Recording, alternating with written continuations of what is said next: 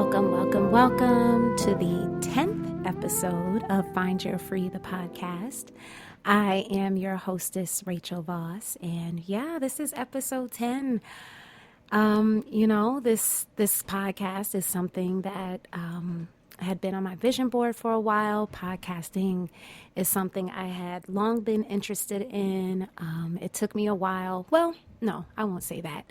I'll say it happened in divine timing when it was supposed to happen. And now to be already 10 episodes in, it's like, wow. So I am excited to see where this journey will take me. And so before we get into today's episode, I want to give a shout out to my baby brother, Adam, who actually created the music that went along with the guided meditation in episode 9, so the episode just before this. And I purposefully did not give Adam a shout out in that episode because we had to figure out behind the scenes, like how to loop the music into the podcast. This is definitely a family affair with me and my love, David. And so I wanted to be sure that the music was actually going to be able to be incorporated before I gave a shout out, so that it didn't turn out with me saying like, hey, shout out to Adam. And it's like, for what music? So I wanted to make sure that we could make it happen first. And then I plan to give him a shout out at the top of this episode. So thank you so much, Adam, for just taking the time to create that music. And I look forward to just creating more, doing many more audio meditations. I got a lot of great feedback to that last episode. It was called Shavasana, where I led a 20-minute guided meditation.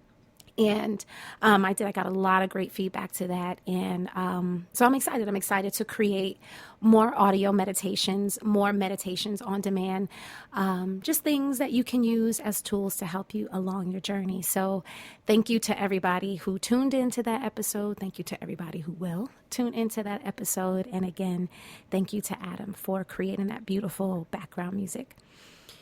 So let's get into it for this episode. And right now, I'm thinking the title is going to be, what does your yoga look like? I'm not sure yet. It may change by time I actually have to publish this, and do the podcast description and the episode details and all of that. So the title may change, but right now I'm thinking that's what it is.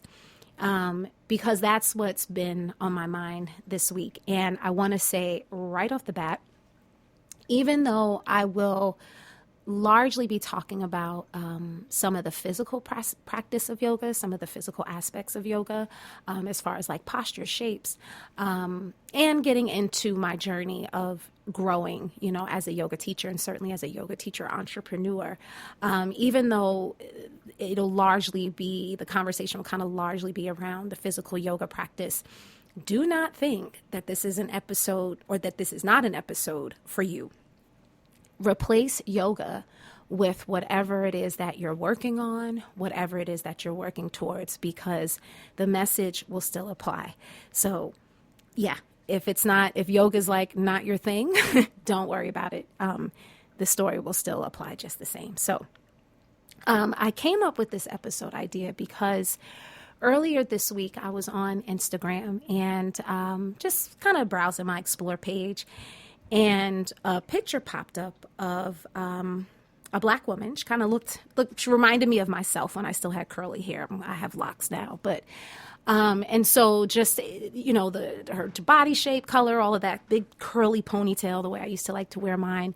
And she's in this beautiful but super advanced yoga posture, but beautiful posture.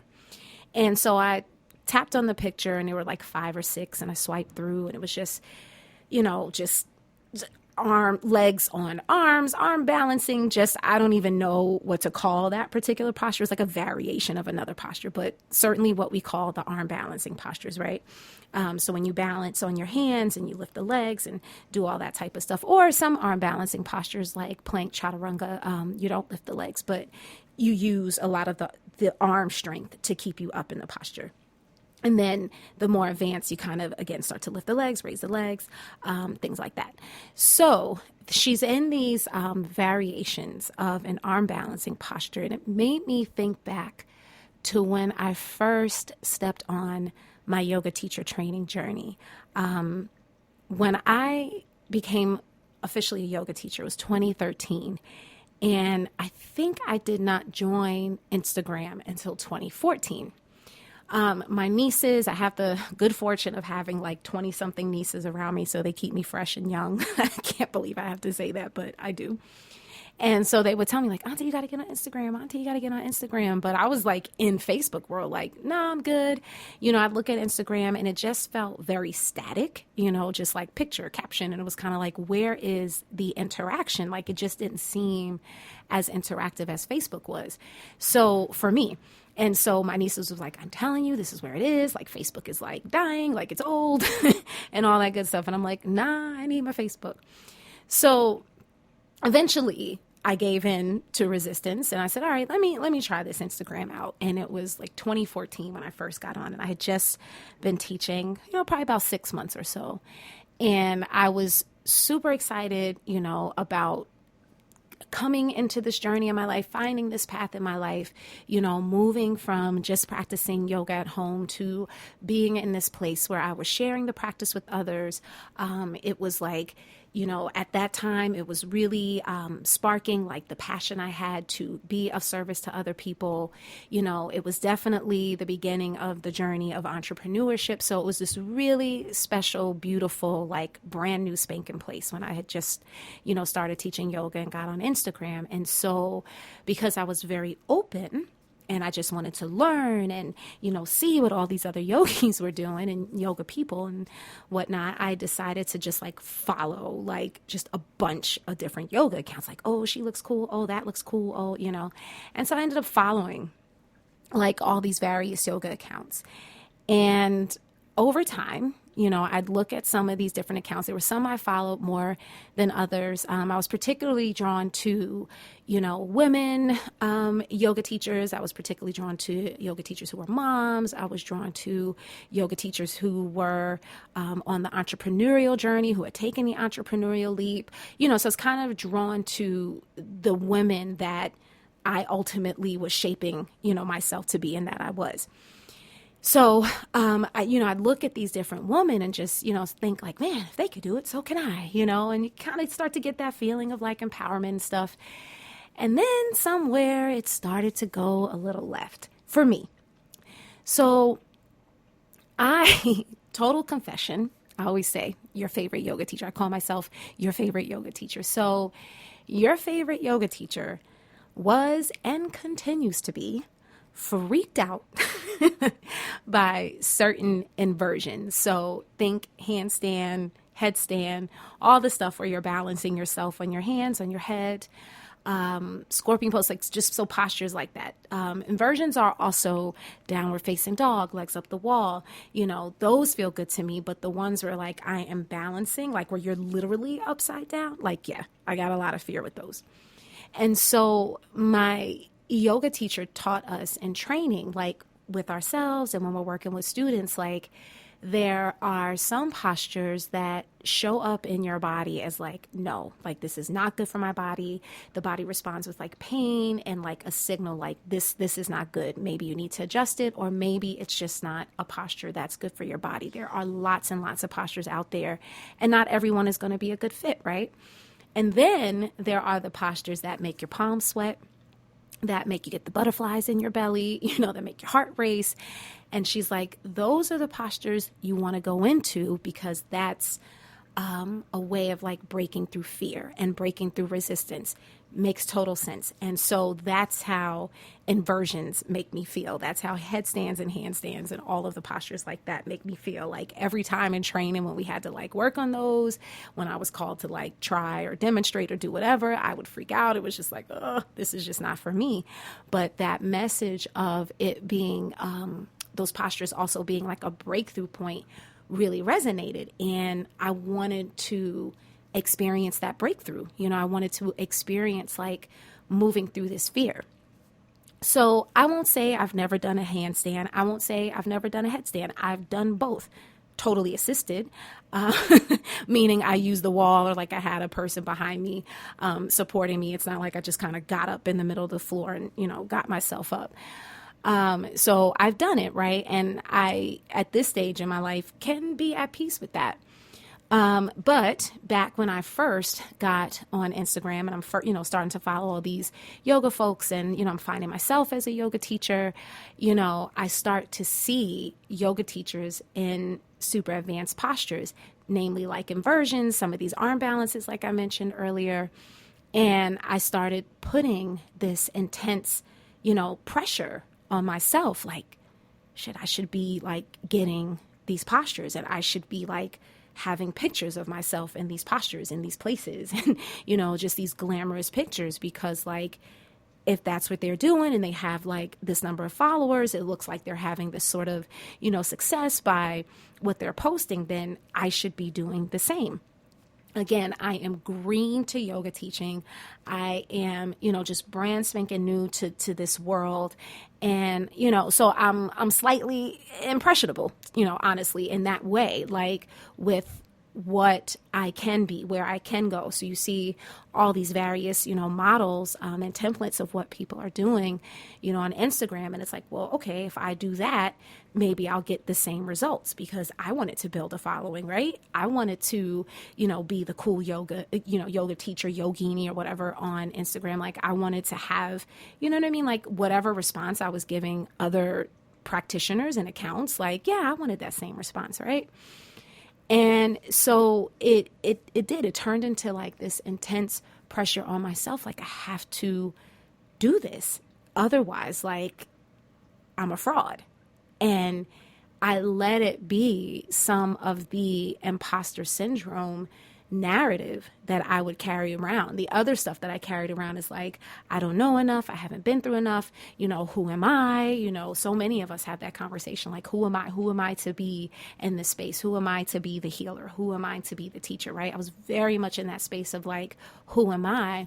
Although deep down inside and very much in my heart, I had the feeling that I was in the right place, as far as like teaching and how it made me feel and the joy I got out of sharing this practice that had been and was and is so healing for me. Like the joy I had in being able to share that with others. There's so many people that might dream of being a yoga teacher and finances don't allow it, family situations don't allow it, fear might prevent it, So here I was in this position to have been able to go through this training, to have a teacher who trusted me to create a class for me after I had finished the training program, trusted me with her students, her community, to say, hey, yeah, I created this class for you. So I was really blessed to be in the position to be able to teach, and so all of that felt so good to me, but it wasn't in alignment,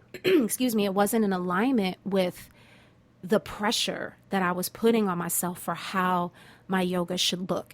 And that's why I call this episode, I think, if I haven't changed the title by the time I write the description, that's why I call this episode, What Does Your Yoga Look Like? And so let's just come back real quick to the present. So you take that space that I'm in. That's where I was in 2014 when I first came on Instagram. And so when I saw the picture that I saw earlier this week, I thought about that. I thought about like, man, I remember like when I wanted to look like this. I wanted to have my body in a shape like this. I wanted my hair to be, big and curly and, just all of this. Like I wanted my yoga to look like that.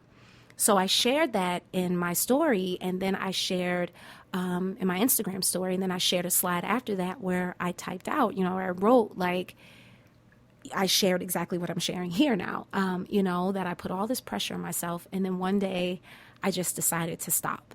I just decided to stop and show up just as me, where I was, how I was, because what I eventually learned and realized over the years of growing as a yoga teacher and growing as an entrepreneur is that the people who were showing up for the work that I had to offer to the world, they weren't looking for all of that. Yeah, you definitely have students that are like, yeah, I want to learn the handstand and I want to learn this and that. But most of the people who were coming back, returning, kind of staying on the journey with me, following me from one studio to another, just the community that I was growing, they weren't looking for that. And when I finally kind of wrapped my arms around that, it was like, well, then I don't have to look like that. I'm not a fraud. I'm not an imposter. I'm not, I have a right to be here sharing this practice that, again, was so healing for me. It's so sacred to me. It's sacred in how I choose to teach it and share it. Like, it really means something to me. It's not a performative practice. It's not just an in the body practice. It's not, frankly speaking, yoga is very westernized in a lot of ways. And, I live in a Western world. So, there's going to be some influence, on my practice. But the heart of it is not this, like, how do you look in these really cool, expensive yoga, pants and your picture on your page? Like, it's not about that. My work, if you've listened to enough of this podcast, you can probably tell by now, like, my work is in how do you feel? How does that shape make you feel? What resistance does that kick up for you? What release does that posture like give you? That's what the practice is for me. Yeah, we move through these challenging shapes as a way to play, with our comfort zone, to push ourselves to our edge. And yeah, we have fun in trying something new and all of that. But ultimately, the goal is for the student to come home to themselves and to let this practice be a tool that supports them in that, right? So that's how I like to teach. And so I shared that in that, not all of that, but I shared in the Instagram slide, like, once I realized like who was showing up for me, it gave me more confidence in how I needed to show up for them. And I put that pressure down, and I ended that slide with saying, like, be you, do you, and the rest will follow. And I got some responses, some feedback to that, like, thank you for sharing that, like, yes, and 100s, and just different kind of responses through emoji, through words. But it told me, like, yeah, there's something I need to share here. And so that's why this podcast episode. So when I go back to that space of 2014, 2015, especially when I shifted from having a full-time job and teaching yoga on the side to quitting that full-time job and teaching yoga full-time, I definitely was in an impressionable place of like, okay, now I have to grow this business. And, I definitely kind of started, putting that pressure on myself, looking at these other accounts, looking at how, somebody would post something that, got all these responses and all these likes and people leading retreats. And it's like, well, again, that's what I want to do. So when I post something that looks similar, maybe the picture is not in some glamorous location, but our captions are similar. Like, you know what I mean? Like, kind of like the heart of what we're trying to get to is similar. So why is this person seeing like success that I'm not seeing, right?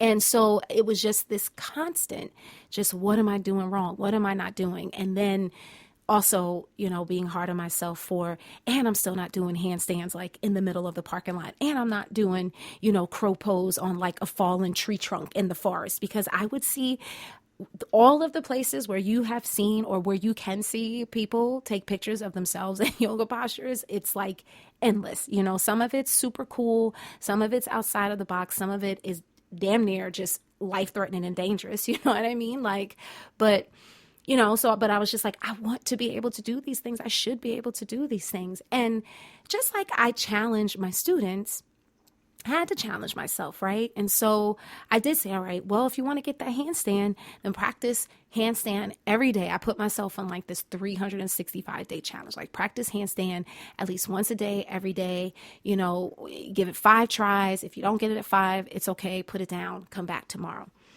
And it's funny because handstand was the one that I really wanted to get first. And one night I was practicing it and I got really frustrated. And, I just kind of walked away. And as I was sitting down, I looked at the wall again and something in my spirit was like, try headstand. And so I put my blanket up against the wall and got myself all lined up and was like, let's just give it a try. And next thing I know, my legs were going up the wall, and it was like super exciting. I was going through this whole like headstand moment. I had my kid doing headstand for a while. He was like 5 or 6, could never get him to do it now. But he was like super excited to like, be doing headstands with mommy at the time. So yes, I was definitely like in my zone with that.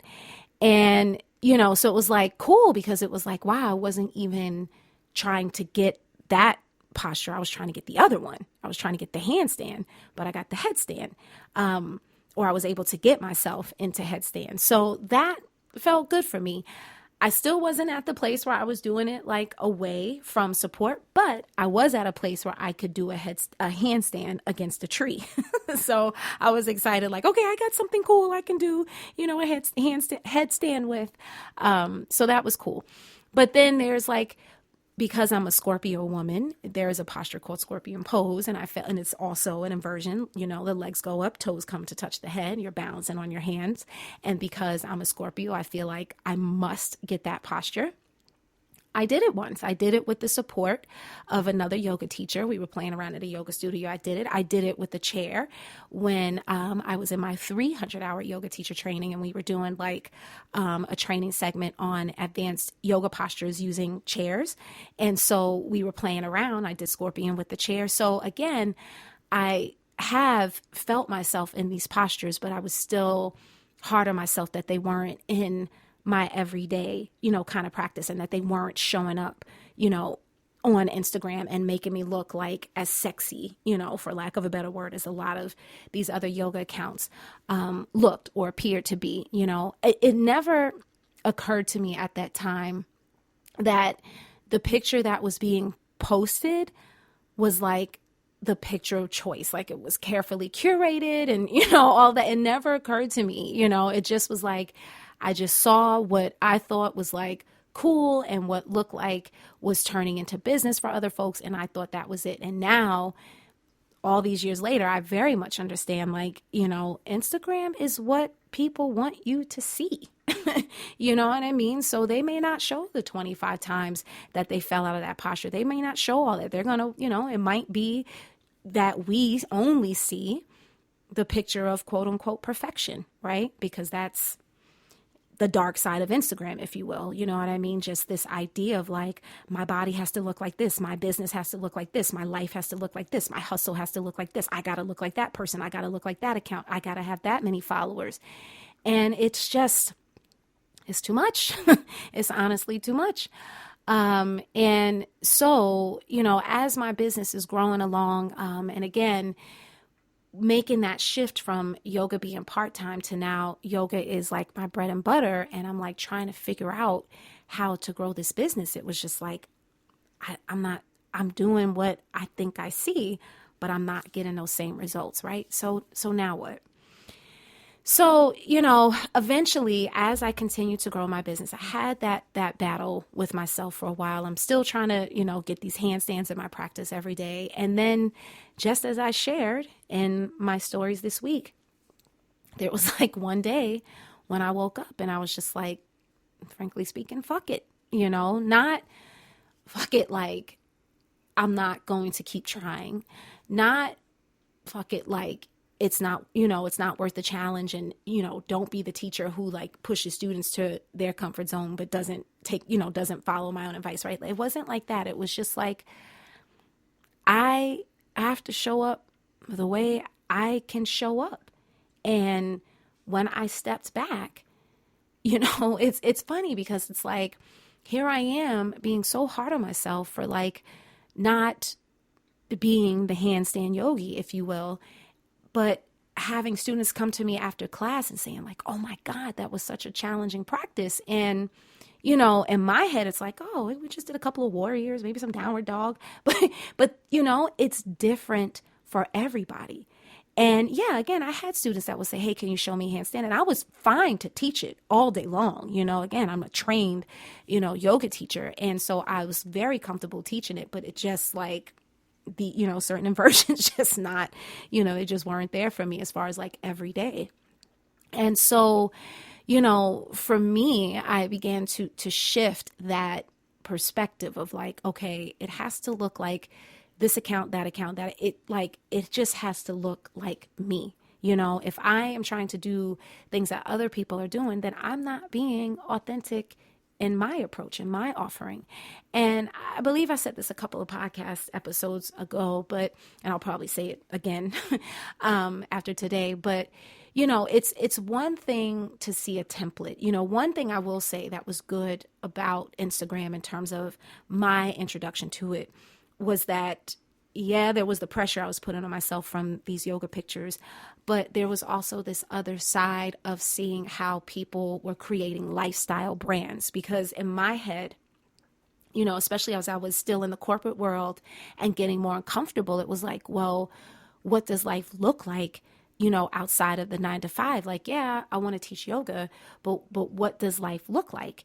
And so you would see accounts where people would have retreats and, you know, they'd have their husbands with them or they're taking their kids with them. And, you know, and just like it's their yoga is their life is their yoga, you know, their life is their work is their life. Like there was no separation, you know what I mean? Like there was no 9 to 5 sort of personality. And then I'm this like other person, you know, it was like, this, my life is my work, lifestyle branding. And so I would see that and it would help me shape what I was feeling on the inside. Because again, especially for me, I'm Generation Xer, right? I'm not millennial. So I am still very much coming from the place of like, go to school, get your job. You know what I mean? Like follow this path for perceived success, right? So the idea of creating something with no parameters, you know, no real structure to it, no sort of yoga 9 to 5, if you would, was like, what does that even look like? Like, is that a thing? And then you start to see it as a thing, you know, on Instagram. And that gave me insight into like, okay, I'm onto something here. Like, I'm not completely crazy for thinking like, a yoga-based lifestyle, you know what I mean, like is a possibility, you know? So there was some benefit in Instagram in that way to see the template. So you can see a template of what someone else is doing or another business is doing and say, okay, good. There's a model out here. You know, this is how I would apply it in my business. So there's one thing for that, but there's another thing when it's the constant comparison, when it's looking at somebody's account or business and you're putting yourself down as a result, like, I don't look like that. My postures don't look like that. My business doesn't look like that. You know, my page doesn't look like that. Like, I don't have all the jazzy, you know, filters and this and that. Like, I don't, you know, like I like to post. I like to share. Social media in that way for me felt organic, you know, but it was more like I like to share when I feel like sharing. I like to post when I feel like posting. And these yoga accounts that I'm following, like I'm watching again, because I was attracted to women like me, as far as like accounts, women who were getting ready to make that shift into entrepreneurship, who had already done that, who were moms and stuff like that. So there were accounts that I was following where I saw when they made that transition from 9 to 5 to full-time, you know, yoga teacher, creating yoga experiences, and then becoming a social media influencer. I would see that, right? And so in paying attention to those accounts, you know, they'd say, oh, this is how, you know, this is what I had to do. And I had to post 3 to 5 times a day and I had to post at this time and I had to do that. And I'm like, ugh, that just feels like a lot of work. Like it doesn't feel natural to me, right? Like I get this Instagram thing again, because I was new to it at the time. I'm like, this Instagram thing is a thing. I get it. Because once I did understand the interaction of it, I was like, okay, Instagram is fun. There was a point for me where Instagram was fun. And so, you know, but it was just like, you know, yeah. So it was just like, but posting 4, 3, 5 times a day, like, my God, you know. Now I will say, again, another thing that I had to learn as I was becoming an entrepreneur, and just word of advice for those who are considering the journey or maybe started on the journey, like, just remember, you have to do everything for yourself unless you have the good fortune of having, you know, funds that will allow you to outsource and do whatever, or maybe you have intern or exchange, you know, something like that. But be prepared to do all the work by yourself. So what does that mean, right? So when I'm in my 9 to 5, and I was leading training programs before I left that world. I was leading professional development training programs, right? We had a marketing team. We had a communications team. We had this team, that team, so it was like, if I needed something, hey, marketing, I need this. Hey, communications, how's this going to go out? There is none of that when you're on your own. It's like, you have to do the marketing. You have to do the sales. And so many of us who are creatives, and healers and stuff, it's like sales ick, and I fought that for a long time, but you do have to sell yourself in a way. You have to sell your business, and there's a way that it can be done where it feels organic and not icky, but you do have to promote yourself. And I was so resistant to the idea of like selling myself and being salesy. And it was just like, no, I just want the people to find me. But it's like, yeah, but how? How are they going to find you? If they don't know, like, you're there. So remember that for the entrepreneurial journey, like, you have to do your marketing, you have to do your communication, you have to do your promo. There are tips and tools and things that you can use to support you for that. But you want to make sure that you have that in your mind so that you can make the time in your schedule, okay, this is my marketing time, this is my, press release time, this is, just whatever it is that you're doing, but you have to do it. So, so I was resistant to the idea of 3 to 5 posts a day because it didn't feel natural to me. But I also knew, like, okay, you can't just post like willy-nilly either. You know what I mean? Like, because this was actually, I think, just before the stories and stuff like that. So it was literally, this is when the algorithm on Instagram was cool. Like, you logged in and everything was like real time, so it was really all about the page. It wasn't like the ads. It wasn't this. It wasn't that. It was just the page, the pictures, the likes. It was like getting the likes and getting the follows. So it was like, okay, you've got to be consistent, with the posting and stuff like that. But so I learned to do that, I learned to do that over time, but the pressure of having these really cool all yoga pictures, started to wear off. Now, I'd be lying if I said like it never kicked up. I'd be lying if I said it doesn't still kick up now, but the other struggle that I was managing, and I've said this before, is like yoga teaching was the thing that helped me tap into, like, yes, this feeling, this very palpable feeling that I have to be of service to others is not like, it's in me. And yoga teaching is a way to channel that, to channel that energy, to be of service. But I also felt like, but there's more. It's not just teaching yoga. There's more, but I could never figure out what more was. And now, in the space where I am, 2021, doing this podcast, I'm now starting to experience and see what more is. It's yoga-based work. I still teach. I still actively teach, 4 days a week, all of that. But now it's about sharing life experiences, sharing yoga, doing yoga, so to speak, through this podcast. It's about writing more. It's just different things. It's not just teaching from the mat, it's teaching beyond the mat. So now I'm in a place where I can see where it's more than just teaching yoga, but then I was kind of struggling with that. Like, so it was hard for me to okay, no, do the cool, handstands. It was hard for me for that because of just my physical, my personal journey with that. It was hard to have the cool exotic locations that a lot of people were having because, I was just in my condo in Laurel, Maryland, raising my kid, trying to figure it out. So it was hard for me to naturally feel like, I could post 3 to 5 times a day. Like, I just was like, no, I want to share and I want to have space, but I don't want to just fill up the space with yoga pictures. Like, it's deeper than that.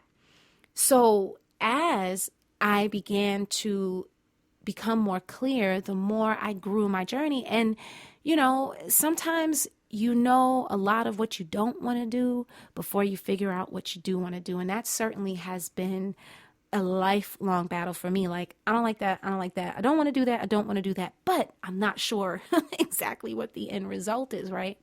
So I'm growing in my business, just kind of starting to put it together. I take opportunities that, once they're done, I'm like, yeah, never doing that again. I take opportunities that feel right. And I'm like, okay, this is a line, and you start to put it together. So I was clear on like what I didn't want to do, but I was still putting together, what does this look like? What do I really want to do? Like, what is the thing that will give me that push, to post 3 to 5 times a day, if you would. And I think even when I reach whatever my level or pinnacle of success is, like, I'm not sure that I still would want to post 3 to 5 times a day. You know what I mean? Like at that point, if I can afford it, it might be about the assistant or the intern, doing the post for me and, all that type of stuff. Although I can't see myself doing that either, because I love that it's me on my page. I always want it to be any experience or interaction with Rachel Voss or Rachel Voss Yoga. Like, I want it to be authentic and me, so I don't know. But so my point is, though, on my own, I don't know if it will ever personally feel natural to me to like have to post at this time and, this many times a day and blah, blah, blah to get this kind of look. And I don't know if that will ever be me. But what I have learned is that it doesn't have to look that way. So eventually, especially the accounts that grew from, hey, I'm just sharing this practice, to, hey, now I'm an influencer. Some of the influencers started to wear on me. Like after a while, it was just like, okay, all you're posting is cool postures and these super advanced postures. And yes, it does attract people to the practice. Yes, it does make people say like, hey, what is that? And it kind of gives them an access point to yoga. And maybe in the caption, you would say like, hey, this is not for everybody, but Instagram, the beast that it is, 9 times out of 10, people look at the picture and don't even read the words. They are moved, intimidated, empowered, whatever it is that caption is trying to convey, conveys, however the person who's looking at the picture chooses to receive it, right? So, and to me, it would just be like, man, just do like a forward fold or do like a treat, like do postures just every once in a while that are not completely inaccessible. And that's when I started to realize like that not so much these are not my people, but it's like that's not my audience. Like, again, I don't want to attract people that only care about how it looks. It doesn't mean I haven't taught people like that. It doesn't mean I haven't worked with people, whose goal was just completely asana focused. Again, asana is Sanskrit for, literally it means the seat, but asana is the postures, the physical shapes that we move through on a yoga mat. So, I don't want to attract people that were just about the body. I want to attract people that want to do the work, that want to heal.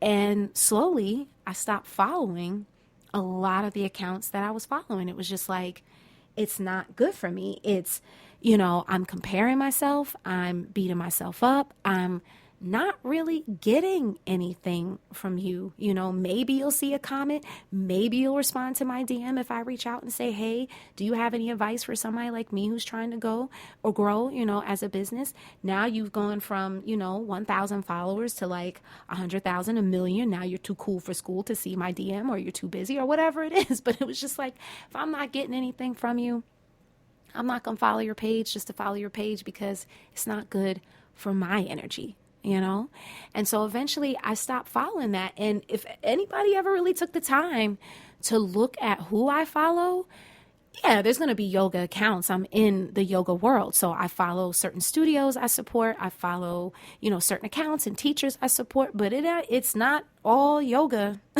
from A to Z. There's a couple of celebrities I've always followed, friends, high school, it's just, accounts, spiritual accounts, not just so much yoga, but spiritual accounts. So it's a little bit of everything, because that's what my life is. And that's what life is for the people I work with. It's like, it's a little bit of everything. So eventually I stopped following these accounts at the same time as I'm continuing to grow my business and get more clear on what I don't want to do. And I start to, just fall in alignment with the things that feel good.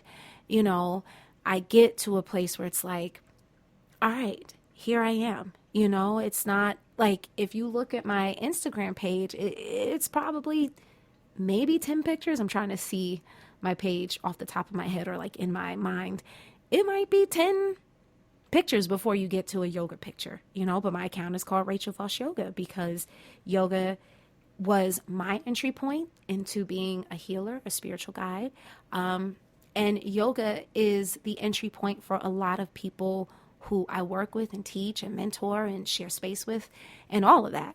But just like yoga is not just the asana, neither is my Instagram page, you know?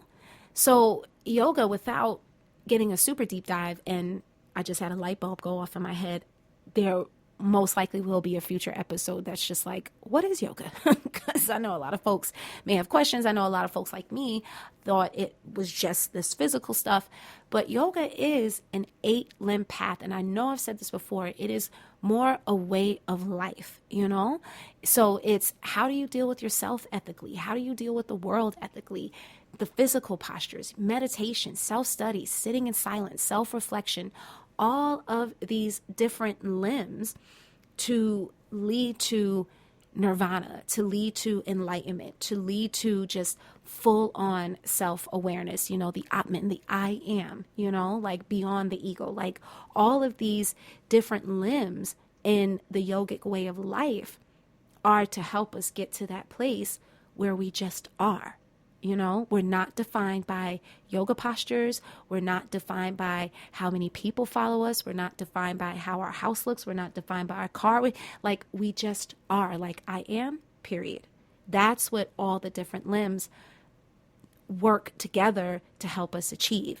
So yoga is just not about the asana. You know, the asana is just what helps a lot of people get into the practice. And some folks stay in that place where they're like, hey, it's just a great physical practice. I get a little peace of mind from it, but I'm good. And then there are folks who come to yoga who want just a physical experience and realize like, oh man, this has tapped into something much deeper. I'm thinking now about how my body feels when it moves. I'm thinking now about how it feels when I eat this or when I do that. You just start to think a little bit more than how we usually think, you know, kind of like that one track mind. Like you just start to pay attention to yourself a little bit more, you know, and that's what yoga ultimately is designed to help us do, to help us find that mind, body, you know, spirit connection, but not just through the physical practice.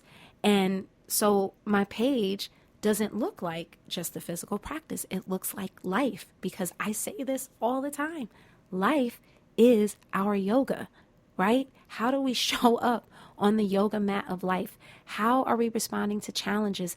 Where are we holding ourselves back? Where are we, you know, not getting right up to our edge and not, you know, getting into our or getting beyond our comfort zones a little bit more? Where can we do that? Where can we scale back, right? Like all of that. How do we just manage life?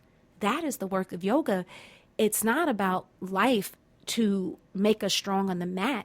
It's using what we do on the mat to make us strong in life, to support us on what we're doing or in what we're doing in our lives.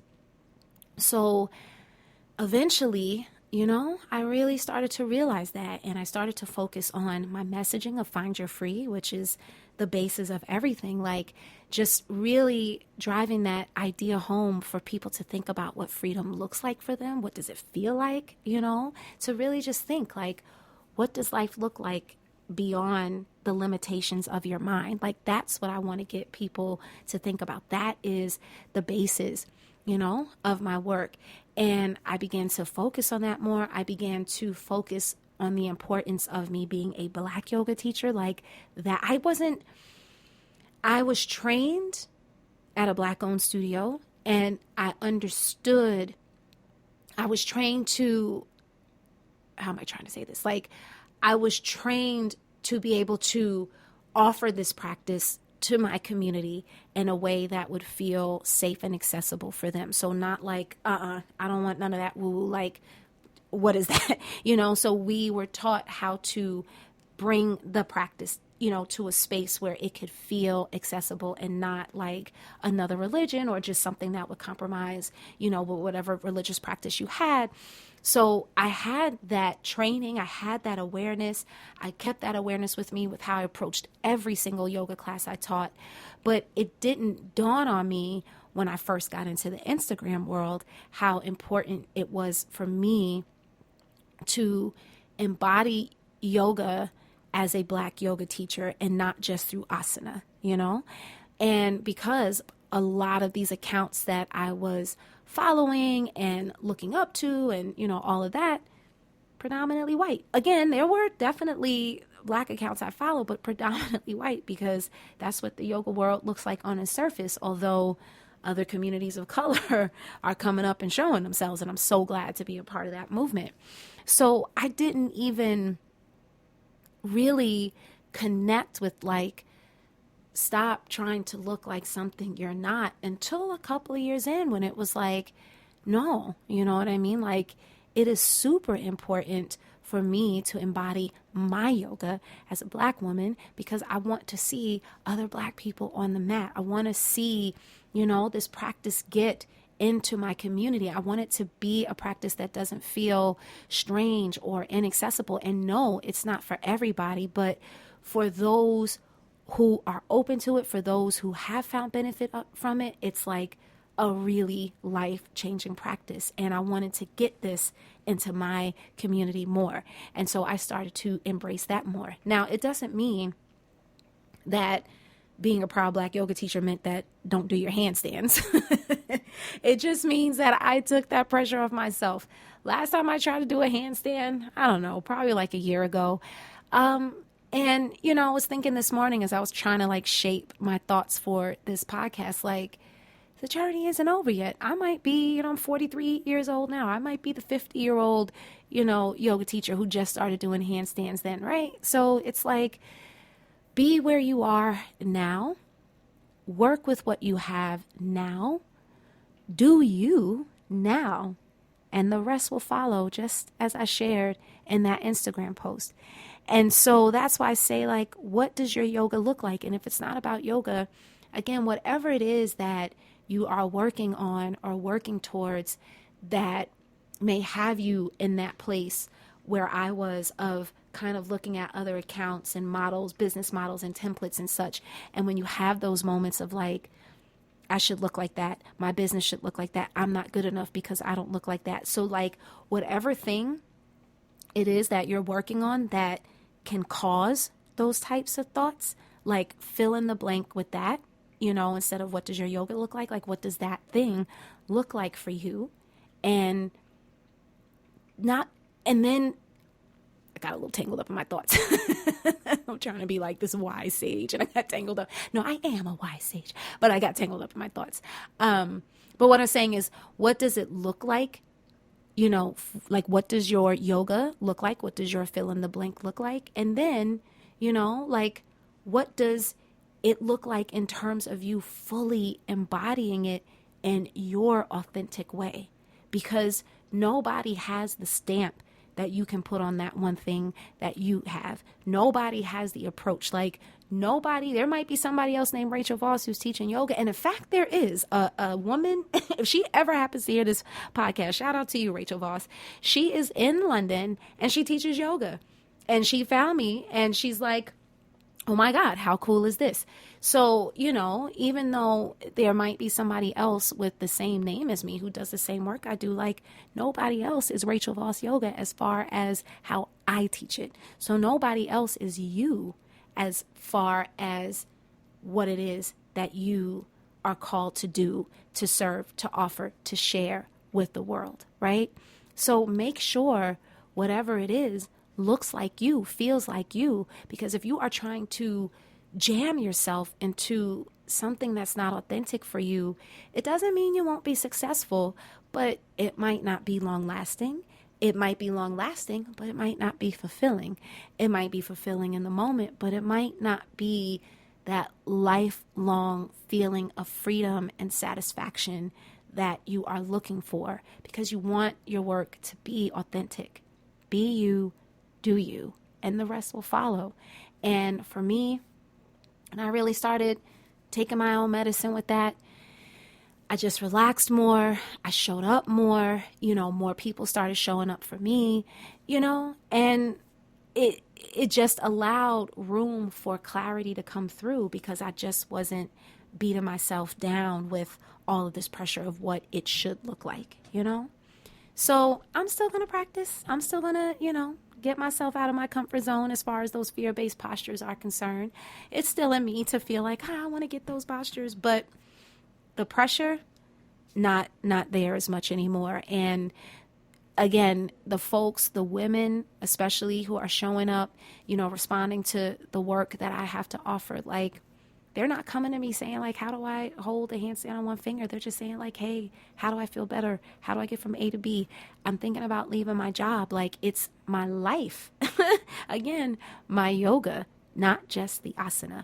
So, again, I encourage you, whatever it is you are thinking about offering in this world, whatever it is you are working to offer, do what feels good to you. Do what feels right for you. Do what feels authentic to you. And even if it doesn't seem to have the response that other people, businesses, accounts are having, like, that's okay. That's them. That's them, I mean, yeah, would it be cool to have 1 million followers? Sure, right?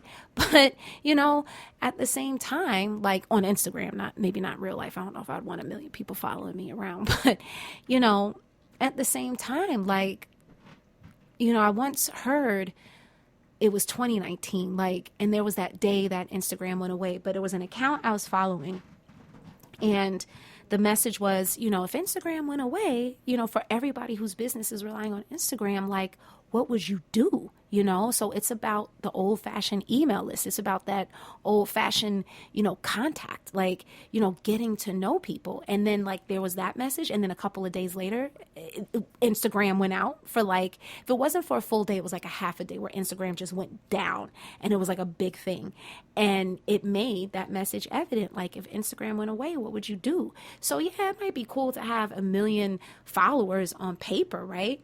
But I don't know those people personally. And no, I don't know all of the 1,000 followers or whoever that follow me, but certainly, all those 1 million people would know me. I don't know them.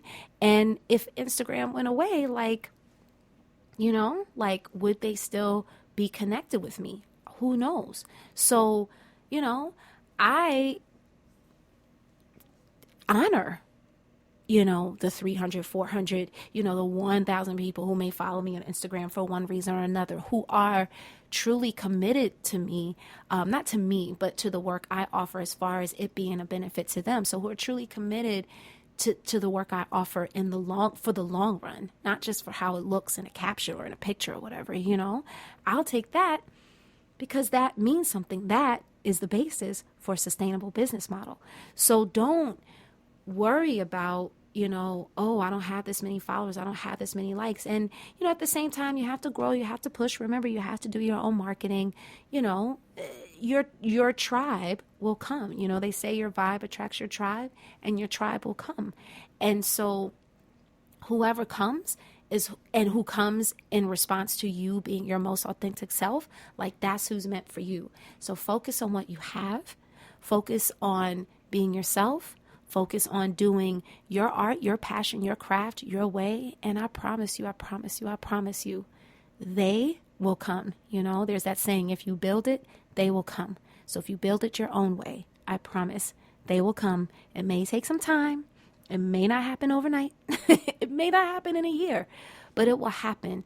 And as long as you feel good and inspired by what you're doing, that's the fuel that you'll need to keep you going forward. So, what does your yoga look like? Whew, all right, yogis. I told myself, I'm thinking I'm teaching lovelies. I told myself, as I do with every episode, it's going to be 30 minutes. But here we are, 54 minutes in and counting. So let's just pause here. Take a deep breath in. Exhale out through the mouth.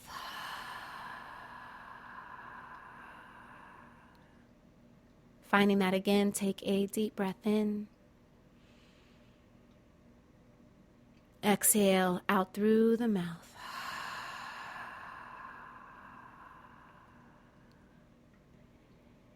And wherever you are, as you are listening to this, just allow yourself to get comfortable. So if you're seated, allow yourself to sit comfortably, maybe resting your feet on the floor, lengthening your spine.